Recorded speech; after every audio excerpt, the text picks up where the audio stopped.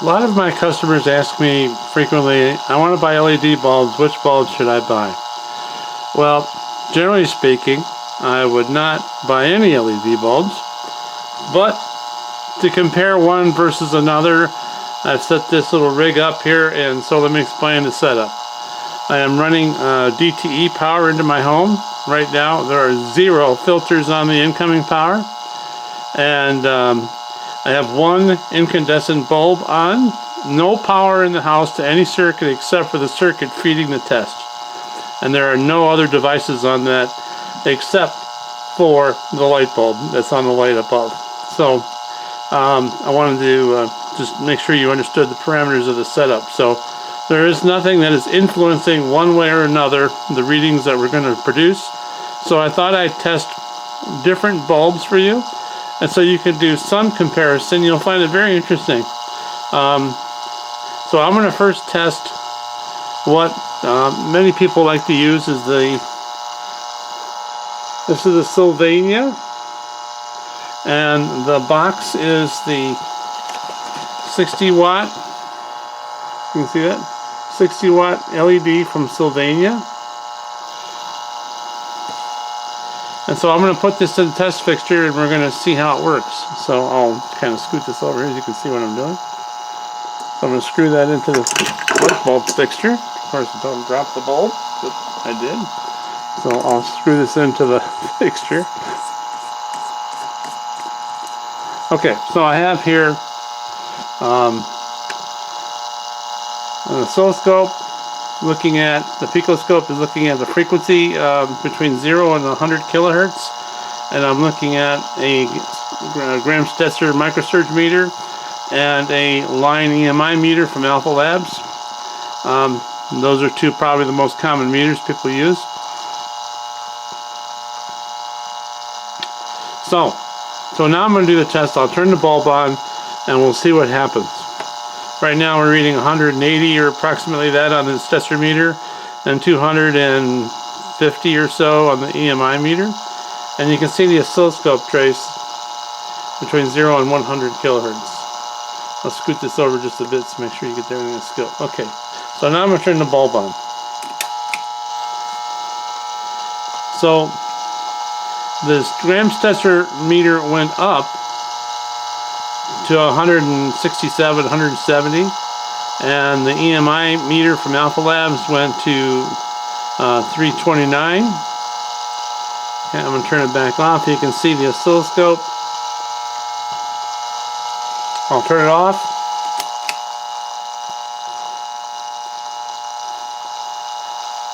Then I'll turn it back on.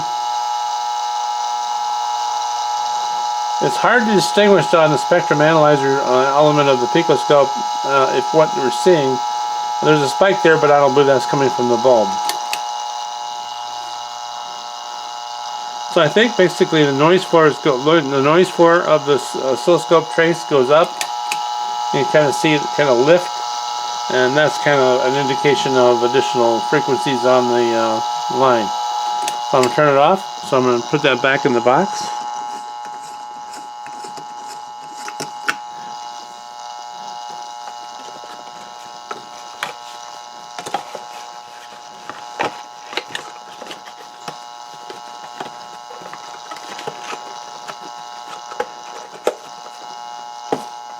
Now, this is coming from this LED bulb. I'll show you this LED bulb.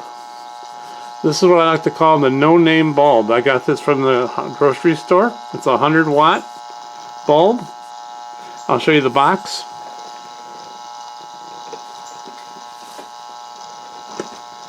This is the box. Everyday living, 100-watt bulb. You know, it says 16 watts. So I'm going to plug this in and we'll see what happens with this one.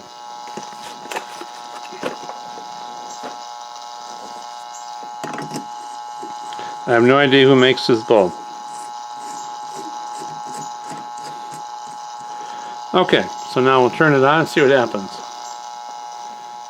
You notice my power here from DTE is just erratic, dirty. I don't know what else to say other than The power at my home where I'm doing this test is just terrible. So it's not my fault that it's dirty. It's the way it comes from the DTE company, and so it goes up and down all day long. So I'm gonna now turn this bulb on. So I'll show it to you in the fixture here, and we'll see what happens with the various meters. So interesting. The meter readings for the Stetzer meter went down to 76, and the EMI meter went down to 147, 157. It kind of bounces around a lot. I have no idea why. Now look at the spectrum element of this thing. We'll take a look at that.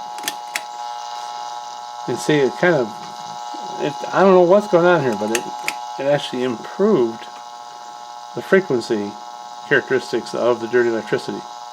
I don't understand why.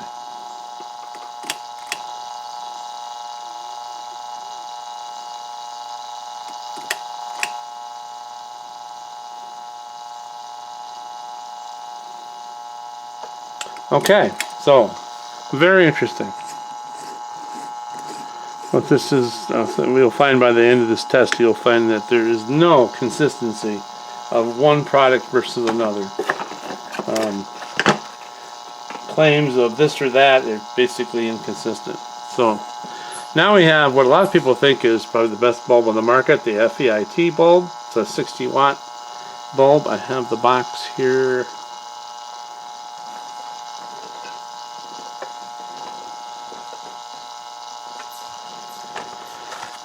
Here's the box.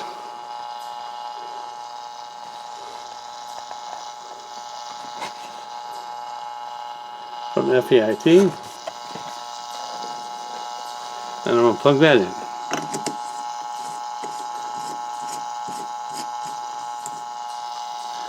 Alright. So I'm going to turn the light on.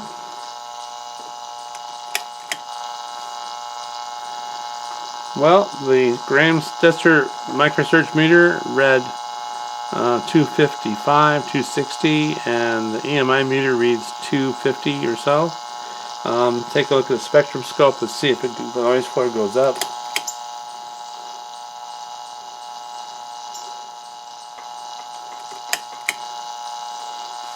The noise floor goes up a tiny bit, not a lot, but a tiny bit.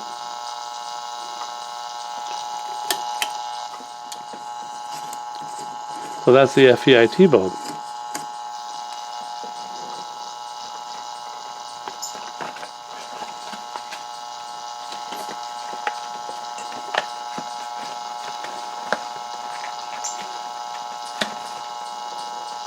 Okay, so now I have a different bulb. This is a bulb that was supplied by a company called Simply Conserve. I have no idea who the manufacturer is. This was donated by the utility company in Iowa to the customers in the Iowa community. This is a, I think a 60 watt rated bulb.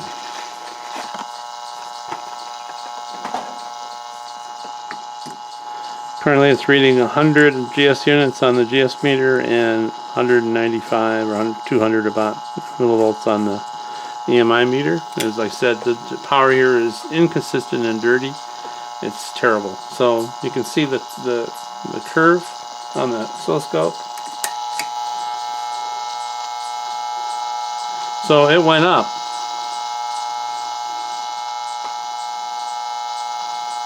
To 120 from 100, and the millivolts kind of went up a little bit, but it went up to about 260 max. So it did increase the EMI meter reading, and it increased the Stetzer meter reading.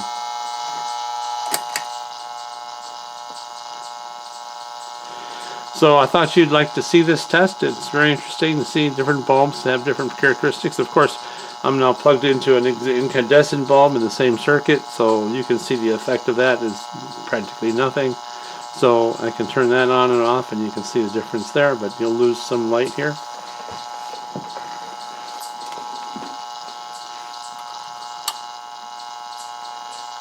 So the GS meter is reading 90, so it had no effect one way. It's reading 200 on the EMI meter.